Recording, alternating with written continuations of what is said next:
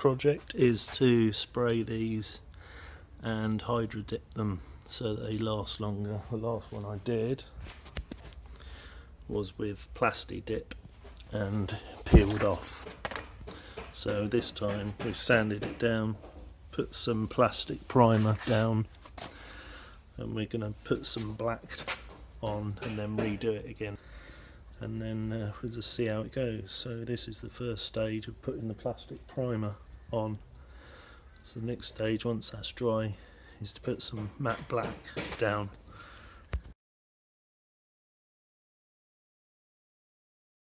So I've sprayed it the desired colour that I want.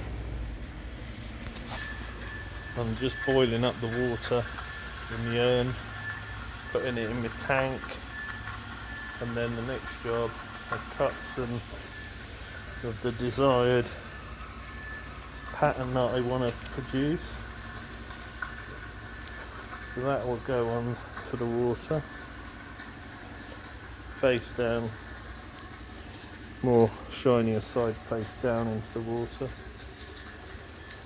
And then once the water's boiled, I can then pour it into there, lay it down, and then spray it with my activator and see how that goes. I'm just pouring the last bit of hot water into the bucket.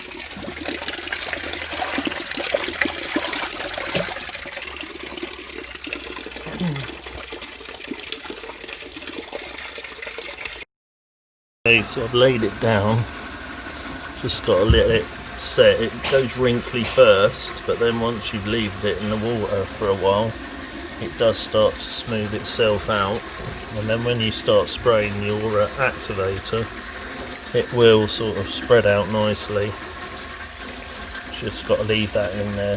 Here we go, it's starting to go down now, so leave that in there for about 2 minutes, and then we can start to spray the activator. Spray the activator, and most of the bubbles have come out, so now we just got to lay our product down onto that surface. A tip is to just use gaffer tape. It holds the film more securely, and obviously it's a little bit heavier, so it just holds it down nicer. So just wait for that bubble to come out, and then we can put our activator on again. Done one side, so now take the other side off. So when we put it on there, because obviously that's too long to go into that bucket and you can't really get a good clearing, so I've done one side. Now I'm going to do the other side. This one I missed a bit because I started using the this stuff, masking tape, but it's better using the actual proper stuff. So gaffer tape is better for using, so it holds it together more easier. Last bit now to finish off. Okay, so I've done these bits as well for the engine bay. It's nice and bright. So just lacquer in these now. The best way, the easiest way of doing this is to not go too hot on the water, but at least lukewarm. Lay your gloss side down, spray with your activator straight away, and then go over it probably about a minute or 30 seconds later, just so it doesn't spread too much. And then dip your part.